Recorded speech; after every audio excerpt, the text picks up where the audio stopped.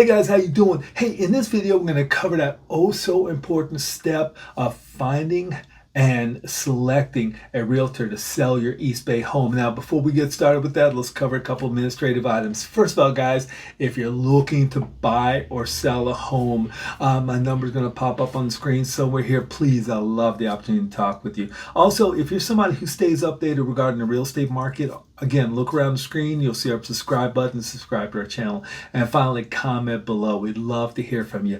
Let us know how we're doing, and also let us know if you have any questions. In this video, we're going to cover that oh so important step of finding and selecting the perfect realtor to sell your East Bay home. Now, there are many different ways to meet realtors, and we always hear the story about that finding an ideal person by getting a referral from our favorite uncle or our best friend. Now, just because we don't get that referral does not mean that the realtor we find is not a great realtor. And remember, just because that person's referred to us doesn't make them a great realtor, and there's a lot of things that don't make a great realtor. Somebody who sold a home in your neighborhood doesn't make a great realtor. Somebody who is related to you doesn't make a great realtor, or a friend or somebody you've known before doesn't make a great realtor. So we want to weed all those things out. One of the best ways to find realtors, guys, is simply to look on the internet and find those realtors who are top rated. And any person you meet, whether you meet them at open house or they're known to you or they're referred to you, you want to run them on the internet. You're going to find that good realtors have a lot of activity, and they're going to have a lot of information about them on the internet. There's going to be houses they've sold in the past, okay? There's going to be recommendations coming from prior clients or reviews coming from prior clients. If you look on Yelp, if you look on Google, if you look on Zillow, these things are going to appear on there. So there's going to be a lot of realtors on there. So a clue that your realtor is not necessarily doing a lot of business and so forth is not finding a lot of information on them out there, not finding previous listings, not finding social media posts and videos and that kind of stuff. Is kind of an idea that maybe they're not doing a lot of business and things, and maybe you should shop around, look at what you see out there for a really active, really successful realtor, and that's where you're going to find your best realtors.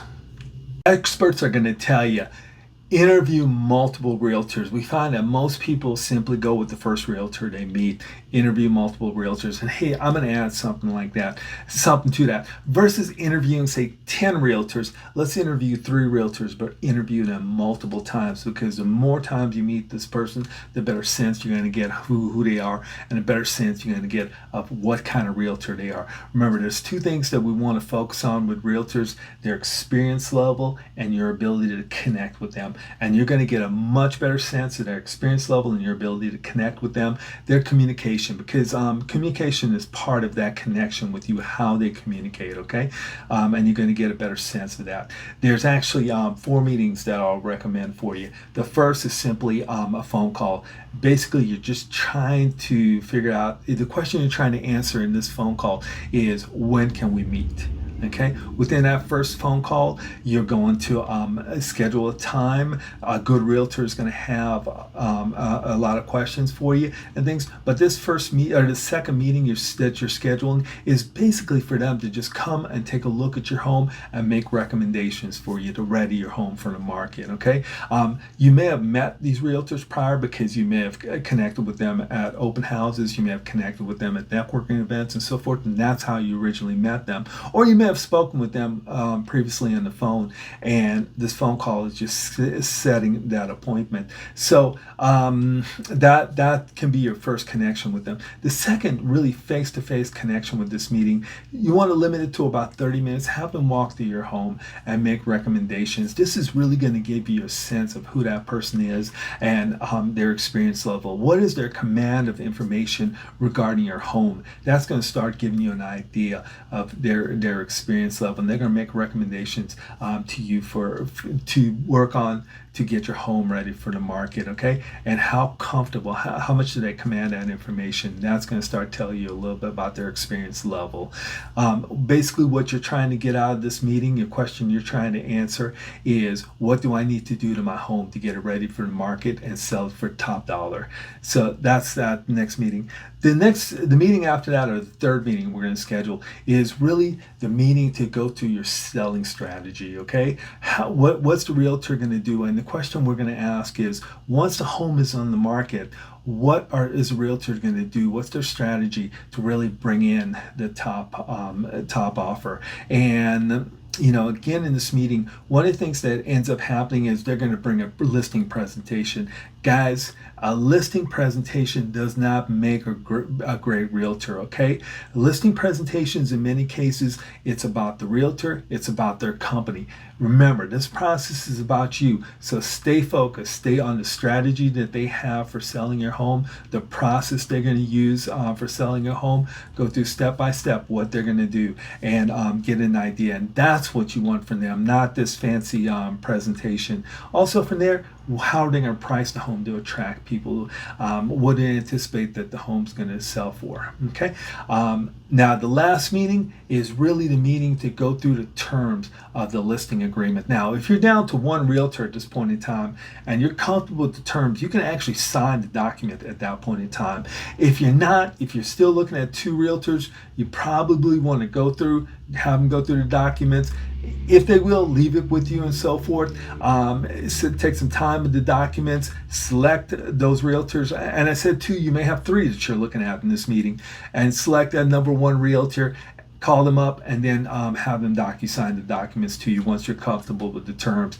Now, if you're on the other end and you're not comfortable with any of these realtors by this fourth meeting, simply, it's time to start over with a new set of realtors, okay? Nobody surfaces that realtor that's best for you. When you start this process, your questions are going to be very, very open-ended. Tell me a little bit about your experience selling homes in this neighborhood. It's open-ended questions. It's going to get them talking. It's going to get them, it's going to give you an idea of their command of the neighborhood, their command of information around real estate and so forth, okay? When you're getting towards the end, your questions are going to be very specific. What is your commission? What is the price that we're going to sell the home for? Again, starting out, very open-ended questions. When we're towards the end, we're going to have very specific closed-end questions, okay? Your realtor's experience and knowledge is one of the most important things you're going to be looking for. Remember, these realtors are going to be marching side by side with you, and they're going to be negotiating for you. They're going to be advising you, and their experience in going through these transactions are going to make them a much better negotiator. It's going to make them a much better planner. It's going to make them a much better advisor to you. So you want to ensure that you're dealing with a realtor who's got a lot of experience. Some things I recommend. Number one, a lot of times you have folks doing this job part-time, or they're working as realtors part-time. Probably not necessarily the person you want to go with. Now, if we start taking a look, say you've got a realtor who's been around 20 years, they may be doing the business part-time. They do 2 transactions a year over a 20-year period of time. They've done 40 transactions, whereas you may have somebody who's been doing it for 5 years and they do 10 to 15 transactions a year, and they've done 50 to 75 transactions. So they're much more experienced than that part-time realtor who's been doing it for 20 years, guys. So that's one of the first thing is that experience level. One of the things I've mentioned before is command of information. You're going to talk to your realtor and look at the command they have about information about your market, information about real estate in general, and information about the economy and real estate economy. That's really going to tell you just what kind of person you're dealing with, how much experience they've got. Also, where they sell. Now, they don't have to necessarily be the top realtor in your area, but they've got to be somebody who's knowledgeable about their area, maybe have some experience about some experience selling in your area. They don't necessarily have to have sold 100 homes in your neighborhood and so forth. But if they sold quite a few homes in your area and things, they're probably pretty knowledgeable about the area, and that's probably a good person to go with. So understanding that realtor's experience, ensuring that you're selecting a realtor who has the experience to really make sure that you're moving towards your goals and so forth, and they're advising you in directions of getting towards your goals.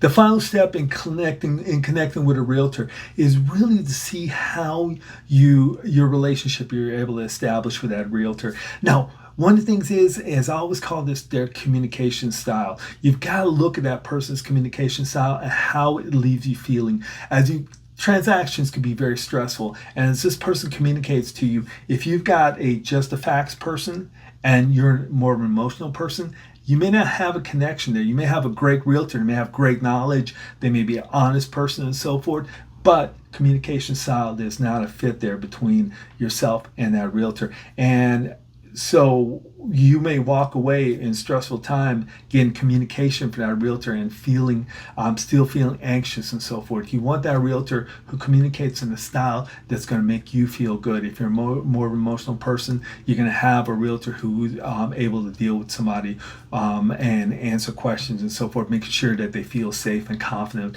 about how things are going along. If you're just a facts person, you may want that realtor who's just a facts person, and because they're going to give you the numbers, they're going to give you the facts and so forth, and make you feel more comfortable within the process. So again, guys, as we're looking to select our East Bay realtor, many different ways. Okay.